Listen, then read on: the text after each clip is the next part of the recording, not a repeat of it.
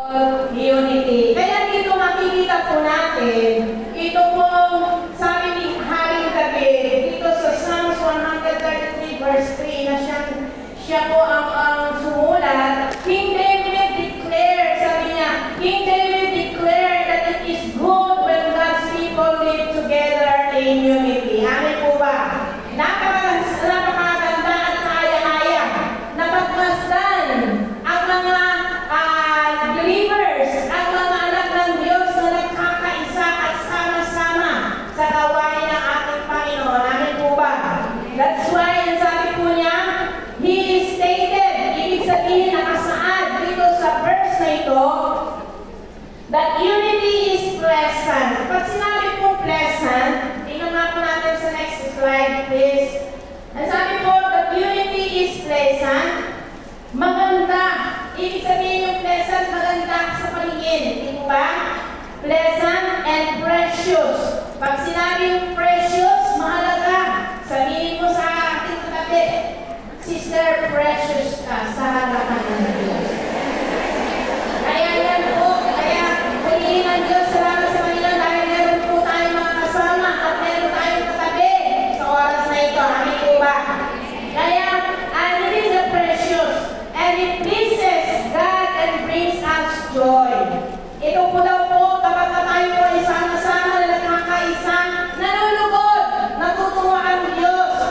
At kapag natuwa ang Diyos sa atin, kahit hindi mo sabihin sa Panginoon, tinutugon niya yung pangangailangan mo. Amen? Kaya naman, ito, God and bring, sabi niya, bring us joy.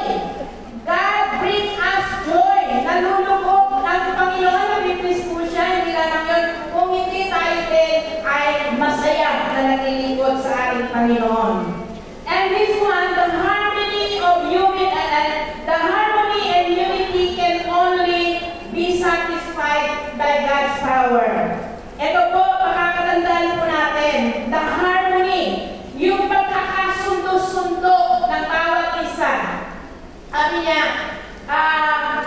it brings us now, the harmony and unity can only be sustained by the God's power and grace. By the God's power and grace. Sa kanyang kapangyarihan. Yung po pag sinabi pong sustain, ito po ay napapanatili po niya.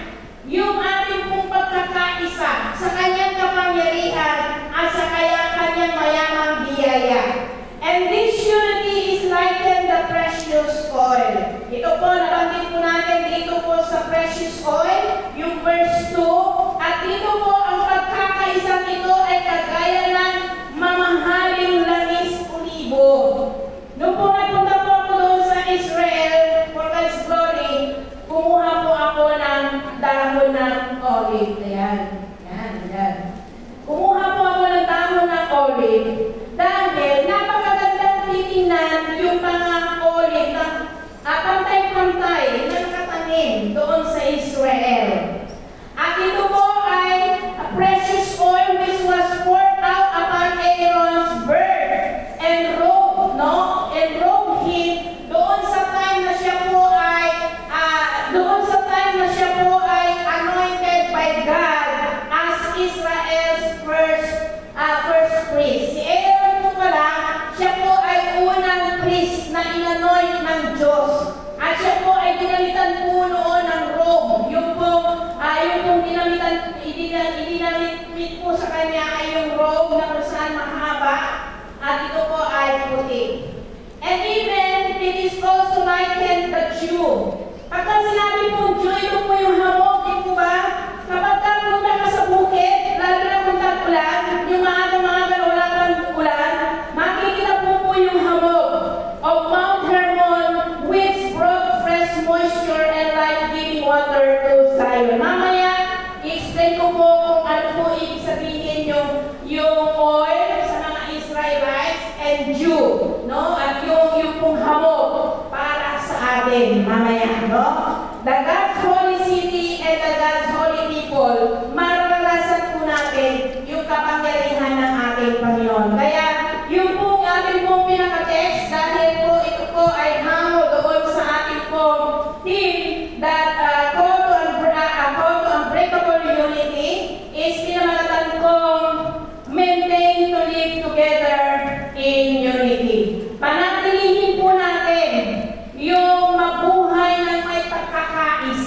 Amen po ba? Mabuhay na may pagkakaisa. Kaya paano po tayo? How do we grow?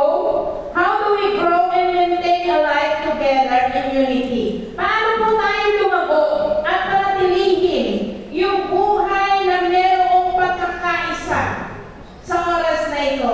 Kaya yung number 1, tingnan po natin yung number 1. Live at peace with everyone. Tayo po ay mabuhay na nandoon yung may kapayapaan. Ibig sabihin, a peacemaker. You are a peacemaker. Sabihin mo nga sa katabi mo, you are a peacemaker. Yan, kasi hindi ikaw ay laging sumusuporta. That kind of unity in the group, in the FGN network, sa ministry, kung ano bang ministry po tayo kinakailangan nandoon ang iyong pakikiisa. No? That's why live at peace with everyone. Huwag kang mahihiya. Dahil sa JIL, mararasan po natin yung belongingness po natin. Amen?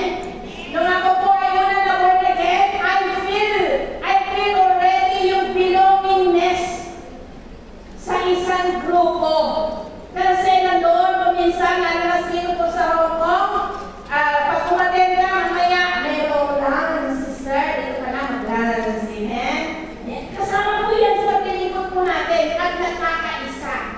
Sabi ng isa, Pastoran, meron po akong dalang sinaing na kanin o asa na ulam. Meron po nagluto ng ulam. Kasama po yan sa paglilingkod sa ating pong Panginoon. To maintain a life of unity together, yung po nagmamahalan po tayo, Romans chapter 12 verse 18, ang sabi niya, if it is possible, as far as it depends on you, live at peace with everyone. Live at peace with everyone. Kung merong hindi ka, kung merong hindi nakakaunawa sa iyo, pero palagay ko, ang bawat isa ay nauunawaan ka dahil ang bawat isa po sa atin, malawak ang kanyang pag-unawa. Amen po ba? Kung yung pagkakaunawa po natin ang sa ating pong kapwa, kailangan yung pong resulta. Kung meron kang kasalanan, say it, sorry. No? Aminin mo na meron kang kasalanan. Ay, ako nga sister, nagsabi nun, I'm sorry. At least, malaya. Because you tell the truth, and the truth set you free. Amen? At paano naman kung hindi mo ginawa at kung hindi mo kasalanan? Huwag na mong patagalin at kinakailangan ikaw ang maunang umayo sa lahat ng bagay. Amen? At ask forgiveness for any wrongdoing at doon sa iyong mga nagawa, whether it is your fault or hindi, forgive. No? Kung ito man ay kasalanan mo at kasalanan niya at nasaktan yung damdamin mo dahil sinaktan niya ang damdamin mo, meron siyang sinabi na hindi mo kayang tanggapin, forgive. Amen? Sister, forgive. Di ko ba? Luke chapter 6, verse 37. Ano yung sinasabi doon sa Luke chapter 6, verse 37? Forgive and you will be forgiven. Judge not and you shall not be judged. Condemn not and you shall not be condemned. That's why ito, napakalaki na sinabi, forgive and you will be forgiven. Meron pa dyan. Kung hindi tayo nagpapatawad, anong mangyayari sa iyong buhay? Samantala ang Diyos, pinatawad na po tayo. Colossians chapter 3 verse 30. Anong nakalagay doon? Make allowance for each others. Faults and forgive anyone who offends you. Remember, the Lord forgave you. So you must forgive others. Beloved brethren, ang Diyos pinatawad niya po tayo. Kaya naman, kung hindi ka humingi ng kapatawaran at siya ay nakagawa ng kasalanan para sa iyo, na-offend ka, Lord, in your private prayer, Lord, I forgive her. Lord, I forgive him. And the key to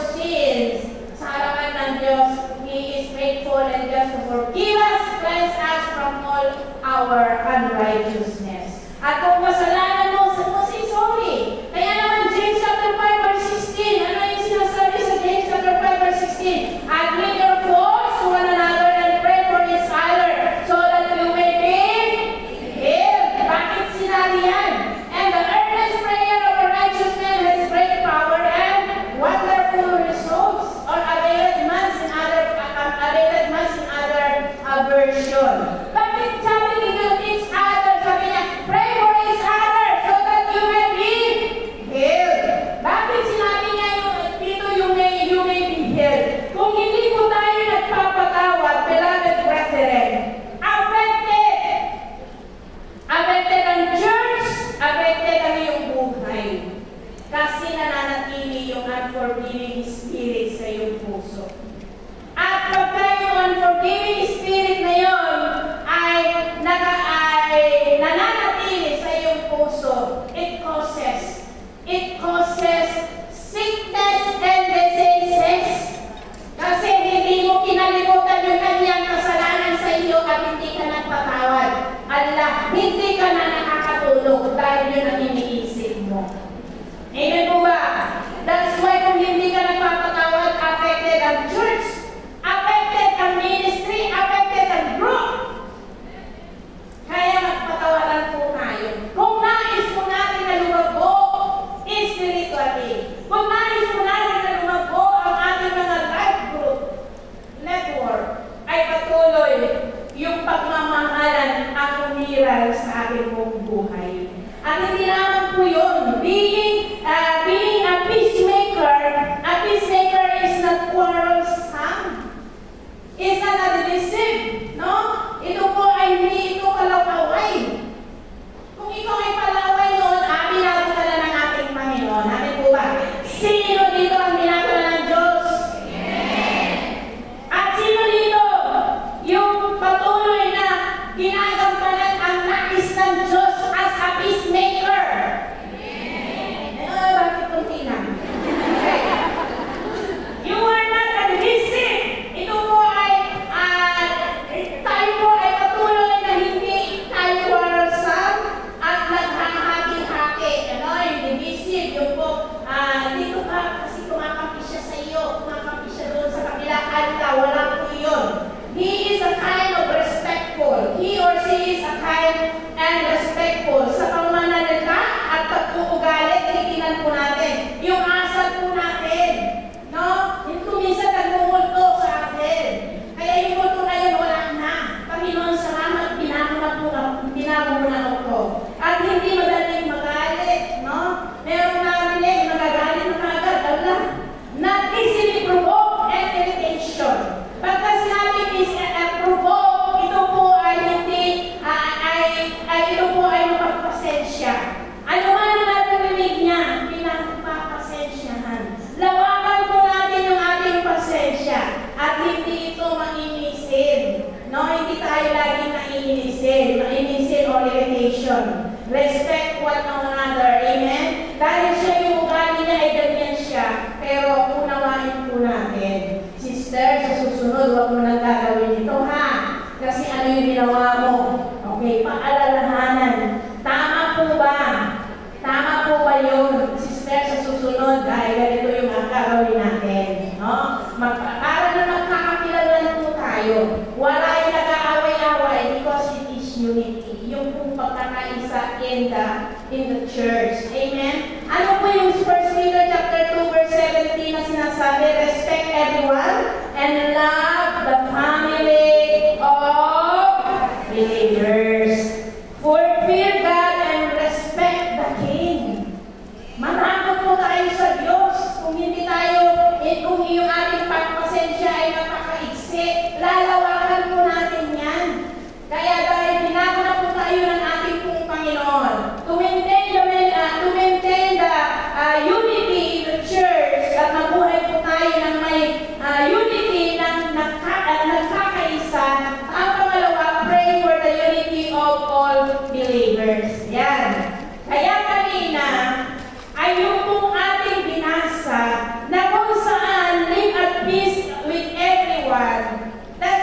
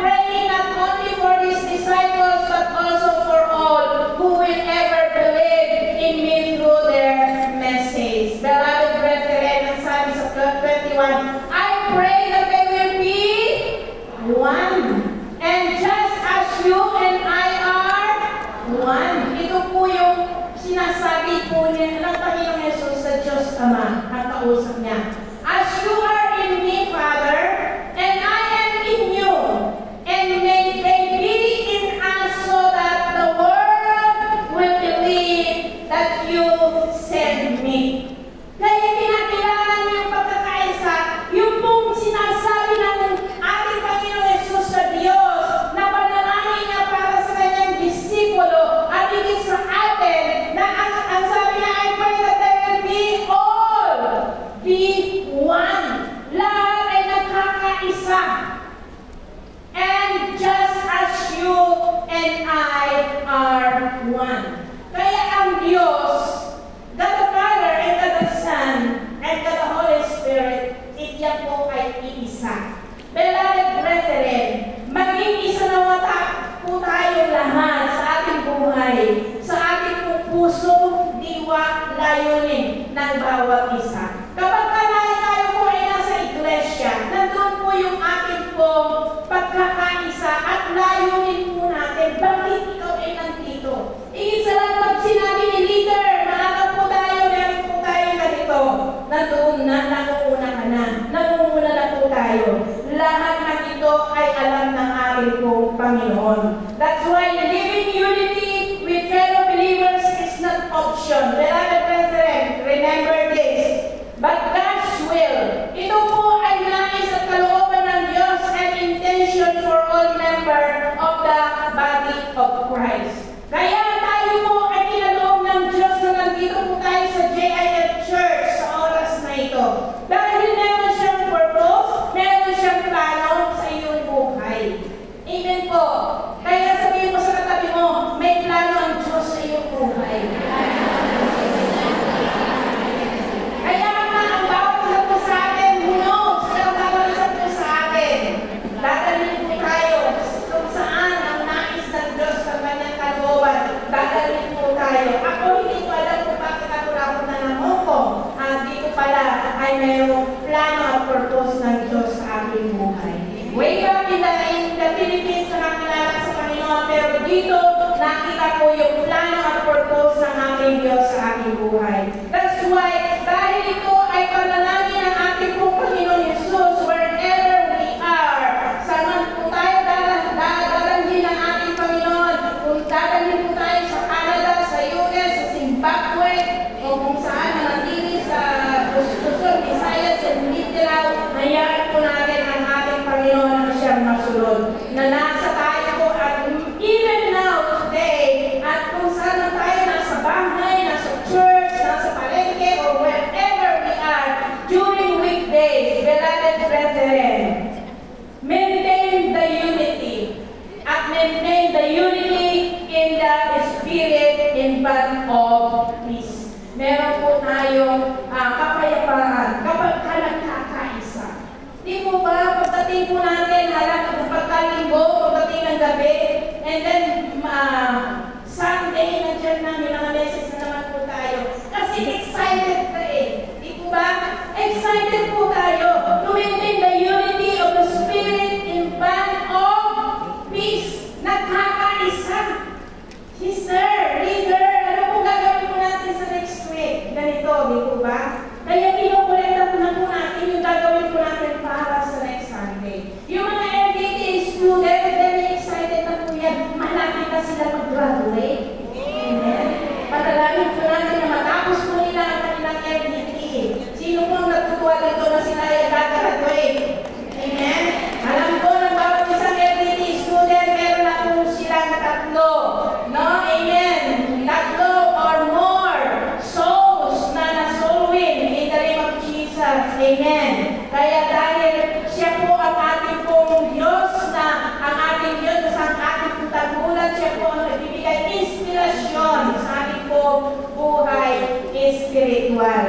Dahil because the joy of the Lord is our strength, amen po ba? That's why we have to maintain the unity and the spirit of the bond of peace. Ephesians chapter 4 verse 3, ano yung sinasabi? Make every effort to keep the unity of the spirit through the bond of peace. Nananalig po tayo at pinagkikiliwan po natin yung magkakasama tayo lagi.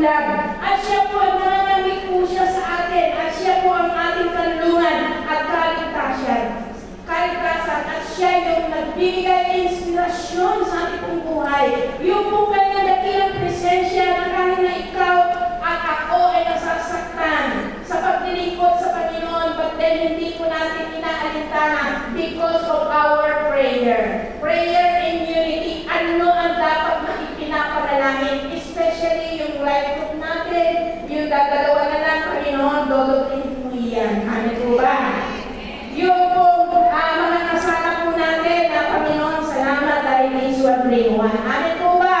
Kaya that's why kahit na ikaw ay nasasaktan sa paglilingkod at ikaw ay napapagod, no? Toward others, mananatili ang kalakasan po natin dahil ang Diyos ang siyang ating pong tanggulan. Kaya nagkakaisa po tayo in one accord, in unity, in one purpose.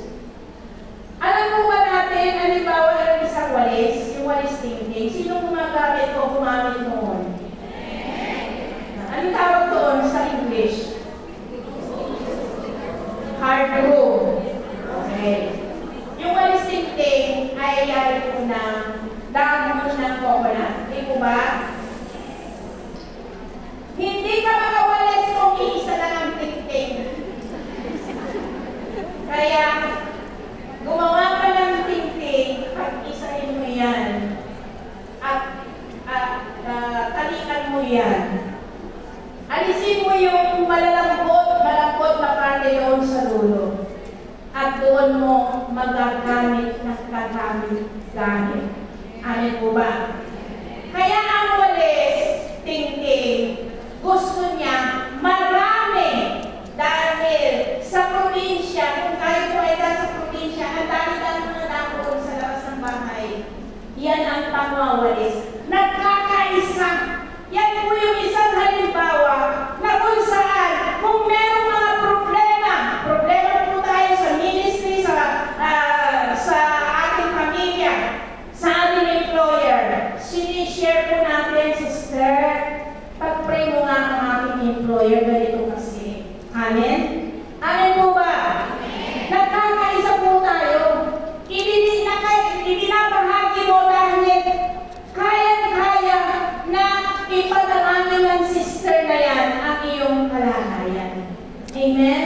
Kaya napakarami mo mga text ko minsan, ipag-pray mo nga ako, pastora. Napakarami. At dito po, nakita po natin can share of the Lord Jesus Christ na kung saan siya ay napayumay doon sa krus ng Kalbaryo at nagkaroon po tayo ng tunay na kapayapaan. That's why we are always reconciled each other. Ito ang nais at kalooban ng Diyos sa atin na kung saan, and all these things are from God who reconciled us. 2 Corinthians chapter 5, verse 18. Yan po yung sinasabi, and all these things are from God who reconciled us to Himself through Christ and who has given us the ministry of reconciliation. Kaya kung meron pong mga hindi pagkakaunawaan, it is the time to release po natin. Yung pag-unawa po natin, yung pagpapatawad po natin, yung pagkakaisa po natin, yung pinagkaisa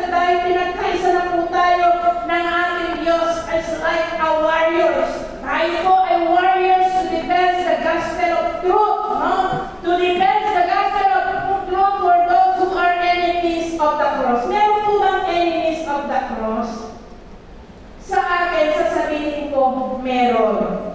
Dahil yung pong hindi naniniwala at nananampalataya na si Jesus ay Diyos, they are the enemy of the cross. And those false prophet, yung pong maling katuruan, false teaching, yung mga kultong katuruan, they are the false prophet, and those are the false teaching.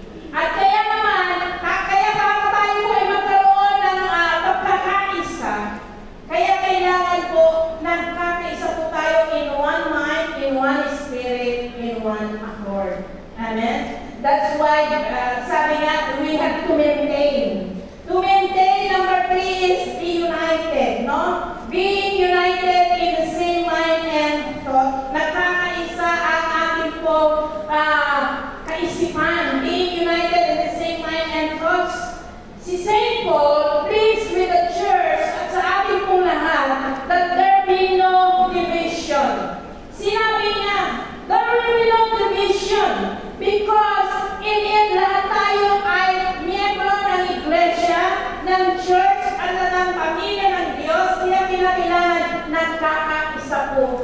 tayo. That's why revival a call to unbreakable unity. Ang sabi sa 1 Corinthians chapter 1 verse 10, yan po yung theme natin for this month. Sabi niya, I appeal to you, brothers, by the name of our Lord Jesus Christ, that all of you agree, no? Nagkakaisa po tayo, agree po tayo sa lahat ng patakaran ng iglesia na kung saan sa Diyos nagaling. And that there be no divisions among you, but that you be united in the same mind, in the same judgment. Kaya natutuwa ang Diyos kapag nakita po niya tayo na nagkakaisa. Everybody is to agree to one another. Agree po ba tayo? Agree po ba tayo? Na tayo po ay nagkakaisa. In one mind, in one thoughts, na galing sa ating pong Panginoon. And everybody is to agree to one another and allow no division. Walang division. May talenti ako, ay akampi ako sa kanya, kampi siya doon. Wala po yun. Kinakailangan nagkakaisa. In one mind, in one thoughts. And be perfectly united in mind and thoughts. Kaya kinakailangan po natin ang Diyos na siya tumawag sa atin ay patuloy natin purihin na nagkakaisa, na isya lamang ang Diyos ng himala sa buhay po natin. At dito makita po natin na halimbawa ng ating Diyos Ama, ang Diyos Anak at ang Diyos Espiritu Santo, they are all total one in agreement. That's why John chapter 12 verse 49 sabi niya, for I did not speak on my own, but the Father who sent me commanded me to say all that I have spoken. At ganoon din po yung sinasabi sa John chapter 14 verse 26. Sino po natin sa John chapter 14 verse 26? But the Helper, this is the Holy Spirit, will teach you everything and will cause you to remember all that I told you. Para maunawaan niyo lahat ng ating sinabi. And this Helper is the Holy Spirit, whom the Father will send in my name. Dito, Jesus promised, ipinangako niya po ito that for those disciples that the Holy Spirit teach us in all things. Kagaya po natin, hindi po tayo nag-aral sa Bible school, pero pag-aaral, pagbabasa ng salita ng Diyos, ipinapakunawa sa atin ng Diyos. Ito po yung kapangyarihan ng banal na Espiritu sa ating buong buhay. At nakita po natin, they are perfectly one. God the Father, God the Son, God the Holy Spirit. That's why Philippians chapter 2 verse 5, let this mind be in you, with which also in Christ Jesus. Kaya yung ating kaisipan, kailangan kagaya ng kaisipan ng ating Panginoong Jesus, because Jesus was humble. Siya po ay mapagpakumbaba, willing to give up His rights. Yung rights po niya in order to obey God and serve the people. Yung pong maglingkod, kaya tayo po, kapag tayo po ay gumagawa at ginaganap natin yung nais ng Diyos. In the ministry, maging sa iglesia, in different ministry, in the church, kailangan nagkakaisa in one mind and in one thoughts. For God's glory, we should also have a servant attitude. No? A servant attitude. Yung pong ginagawa po natin every Sunday, ang pinaglilingkuran po natin, hindi po ang tao, kung hindi ang pinaglilingkuran po natin ay ang Diyos. At yan po nalulugod na tutuwang ang Panginoon. Lalo na po kung tayo po ay, alam natin 11:30 is the worship healing service. Bago natin 11:30, andito na po tayo. Amen? Hindi po tayo karating ng alas 12, kasi alas 12, pastoral na. Amen po ba? Kaya kung minsan tayo po, ang ating pong nais ay makumpisan po natin ang praise and worship. That's why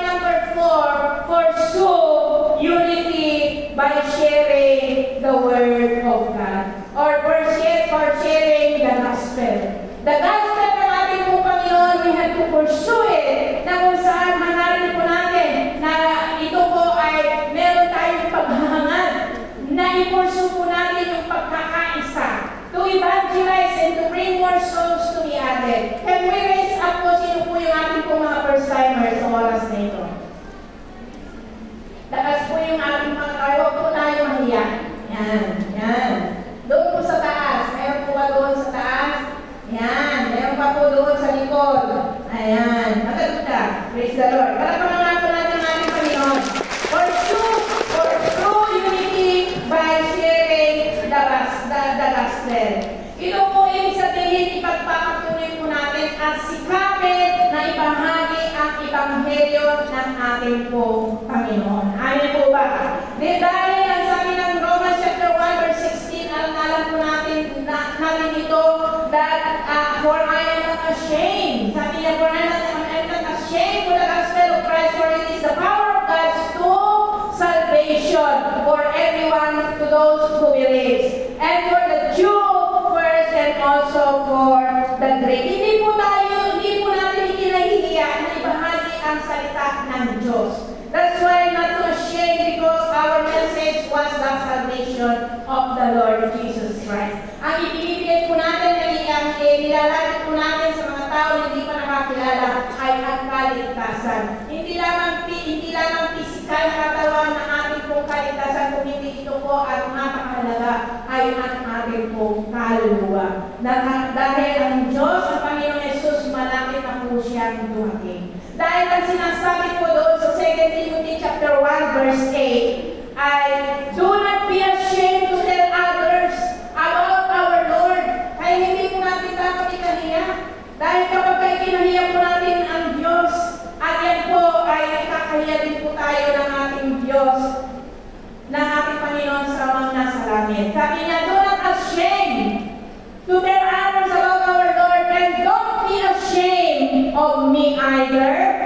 Even though I'm in the prison for Him, ang sabi po ni St. Paul, with the strength God gives you, be ready to suffer with me for the sake of the good news. Si St. Paul po dito ay nakaranas ng napakaraming mga pagsubok, paghihirap sa kanya. Pero hindi niya po, pinaniwala niya po yung mga bagay na yun dahil meron po siyang goal sa kanyang buhay. Yung malubot natin maparangalan ng Diyos sa kanyang buhay. And those kind of suffering, kayang-kaya, na ipakita ng Diyos ang kanyang kaluwalhatian. Dahil kapag tayo po ay nandoon sa time na tayo po ay mahina, my grace is always sufficient unto you, ang sabi ng ating Panginoon. Doon po ipakikita at ipaparanas ng Diyos ang kanyang kaluwalhatian. Dahil hindi mananatili yung mga suffering na yun. Suffering is just a moment. Hindi po na nagtatagal yun. Dahil ang ating Panginoon Jesus, nung siya nag-suffer doon sa krus ng Kalbaryo, hindi po nagtagal. And then after that, napagtagumpayan po niya. Kaya si Jesus, na nasa ating pong buhay, tayo po ay kasali sa parada ng katagumpayan. Amen? Hindi po kasali sa ating Panginoon. That's why don't be ashamed to testify. Dahil we have to pursue the vision of the JIL Church. Yung pong ibahagi ang salita ng ating pong Panginoon. Ano po yung sinasabi yung vision ng JIL Church? A glorious church, evangelizing, discipling, all Filipinos, ano pa? Ayan. And all people of the world through teaching, preaching, and living out of the full gospel of the Lord. Kaya hindi po natin dapat makalimutan ito. Kapag sinabi ko ano ang vision ng JIL, a glorious church, evangelizing and discipling all the Filipinos and all people of the world. Hindi lamang tayo, kundi yung mga tao na nakapaligid sa atin. Lahat na nilalang ng Diyos sa mundong ito, kinakailangan makakilala sa ating Panginoong Jesus na siya na may hubay sa krus ng Kalbaryo at sa kanya lamang po natin matatagpuan ang tunay na kaligtasan. Beloved brethren, ano yung sinabi ng ating Panginoong Jesus at yung ating po ang Diyos na himala sa ating buong buhay. That we will remain in Him and His words remain in us. Amen? At dito po, kapag po tayo ay nagkakaisa sa lahat ng bagay na nais ng Diyos, sa Kanyang salita kung ano yung sinabi niya sa atin, tayo po ay nagkakaisa, nag-a-agree po tayo. That's why we have to maintain the unity together in one accord, in one church. That's why, ang sabi po doon sa ating pong pinaka-text, behold how great and pleasant it is for brethren to dwell together in unity. So, tayo po, ang sinasabi po dito doon sa verse 2. Ano ba yung sinabi po sa verse 2? It is like the precious oil upon the head, running down on the bird and the bird of Aaron, running down to the edge of his garment. Dito po pala, ano ba yung ibig sabihin na kung saan, it is like the precious oil upon the head running down to the bird. Oil, ito po ay ginagamit. Noong ancient people, doon sa ancient people in the Middle East, ginagamit po ang oil kapag ito po ay halimbawa ay pumunta ang isang tao doon sa isang bahay. Pag pumunta ang isang tao doon sa isang bahay, ay ito po ginagamit po ang oil. Inaanoy po nila bago, inaanoy po nila yung mga tao na pumupunta sa isang bahay. For example, tayo po, kapag nasa ating pong bahay, merong binisita sa atin, meron tayong bisita. Papasok ang bisita at ginagawa noon sa ancient people in the Middle East ay inaanoy po nila yung kanilang mga noo sa pamagitan ng oil na ito. And oil ay ginagamit bilang pagbati.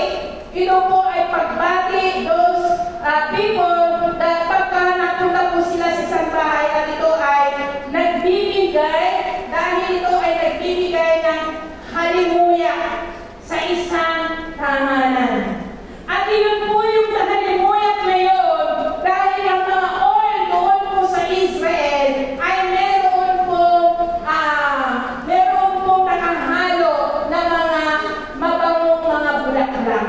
Meron pong flavor na unawahan po natin. And that flavor ay nagbibigay ng mabangong halimuya, and that one is the unity, yung pagkakaisa, it refreshes and pleasant atmosphere for all. Kaya kinakailangan kapag tayo ay napunta sa isang bahay, inaanoy ka, binibigyan ka, pinanganisan ka doon sa lumo. At iyon po ay nagbibigay ng refresh, no? Nare-refresh ang buong bahay na yun dahil sa amoy at himuya ng oil na yun. Ano po yung sinasabi sa verse 3? It is like a dew, Hermon. At ito po yung sinasabi ko sa inyo na ang hamog at make it green and moist to dry wilderness. Nagbibigay po ng moist, no? Sabi niya, it's like a dew of Hermon descending upon the mountains of Zion. At ito po, makikita po natin the unity among God's people. It makes life thriving. Thriving, T-H-R-I-V-I-N-G, ang sinasabi, and healthy. Good health. Ito po ay matagumpay, mananatili, maunlad, masagana, at malago. And this blessing is forevermore. Naunawahan po natin. Kaya ito po ang ibig sabihin na sinasabi ng Psalms chapter 1, ng Psalms 133, verse 1, that it is good and pleasant it is to see the brethren together in unity. Napakaligaya at kahanga-hanga sa ating pagmasid ang pagkakaisa, laging sama-sama na magkakapatid. Kaya naman, dito, there is a blessing na sinambit dito that forevermore ay makita natin doon sa Deuteronomy 28, verse 8. Basahin po natin isa-isa na malakas. The Lord will command the blessing on you in your house and in your houses and in all to which you set your hand, and He will bless you in the land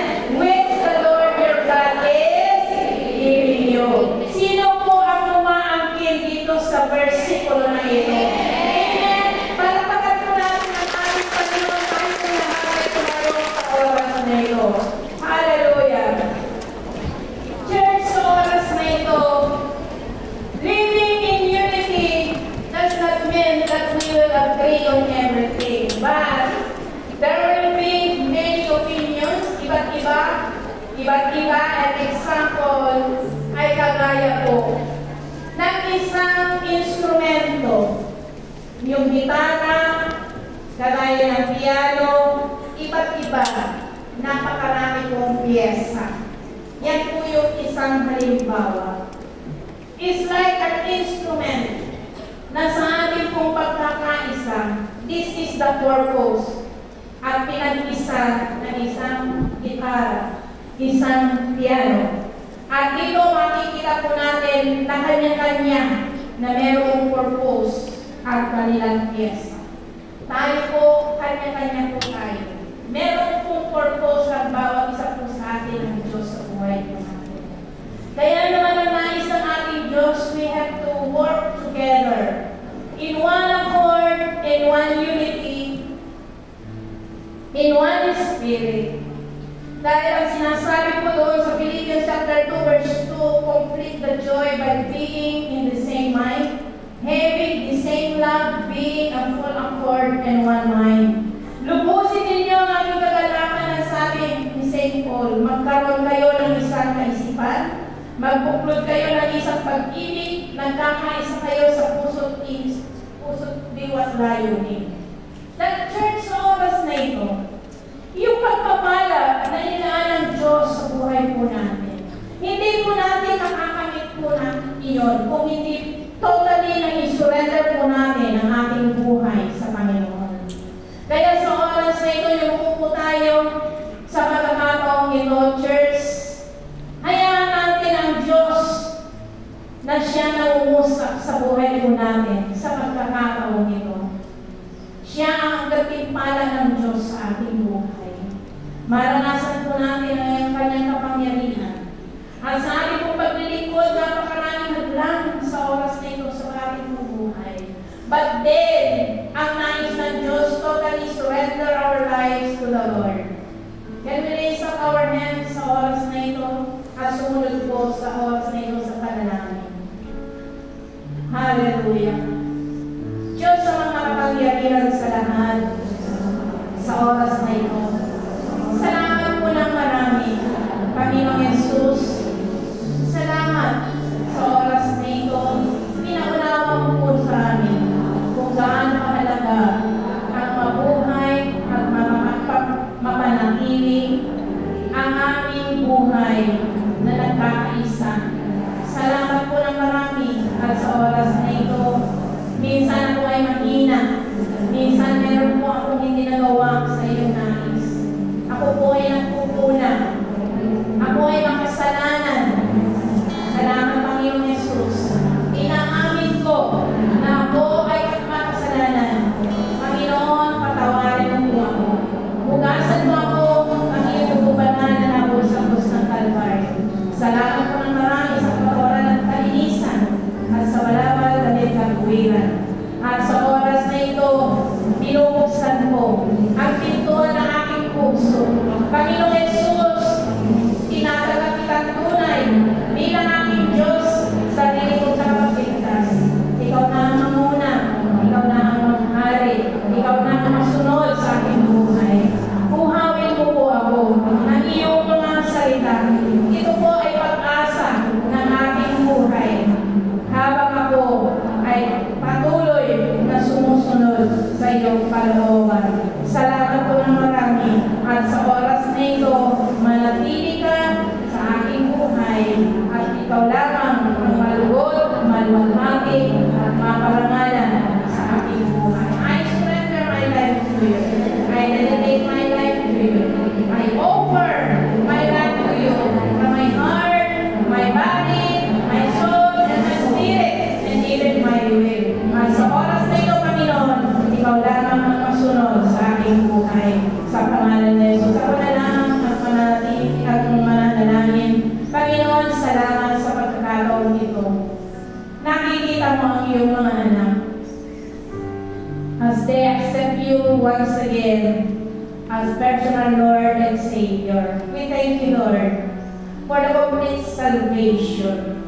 Iba't iba, Panginoon, ang pangailangan ng iyong mga anak. Minsan sa aming paglilingkod sa iyo, ang dami pong mga problema na dumarating. Ang dami pong umahadlang.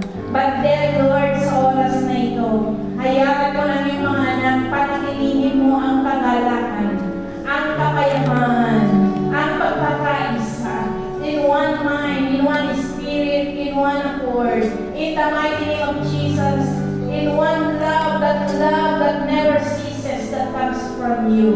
At sa oras na ito, hayaan mo ng bawat isa, anuman ang kanilang kalagayan, anuman ang kanilang kahilingan sa pagkakataon nito, ikaw ang pagtimpala ng aming mga buhay, pagtimpala ng aming mga puso.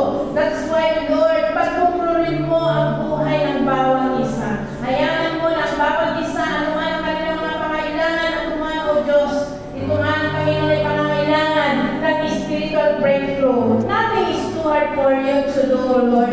At maging sa oras na ito, physical breakthrough, kagalingan, anumang mga sakit at karamdaman na kanilang naranasan, Lord, by your stripes, they are totally and completely healed. Delivered from any kind of sickness and diseases. And even right now, Panginoon, may problema sa kanilang mga pamilya, sa kanilang trabaho, sa pangalan ni Jesus, walang imposible at walang mahirap sa iyo, Panginoon. Dahil you are the God of all flesh, kaya-kaya mong baguhin ang mga employer ng iyong mga anak. At sa oras nito, Panginoon, salamat. Hayaan mo na maranasan po ng iyong mga anak ang iyong pagsama at iisalat, O Diyos. Truly indeed, O God.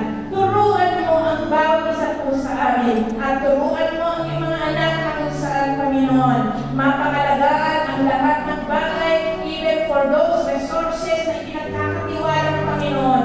Lord, they need more, Panginoon, financial breakthrough that comes from you. Ama, sa pangalan ni Jesus, walang imposible sa iyo. Walang mahirap sa iyo, Panginoon, dahil ikaw ang Diyos ng himala at Diyos ng nakatubunan ng mga panalangin ng iyong mga anak. Salamat. Anuman, Panginoon, na mga hadlan sa aming mga buhay, Lord, kami po ay titingin lamang po sa iyo at ang lahat ng bagay ay tunay na ito ipagkakaloob mo. Hallelujah, hallelujah. Yes. Habang inaawit po natin ang awitin na ito, make it a prayer. Hallelujah sa lahat, commit our life to the Lord. Hallelujah.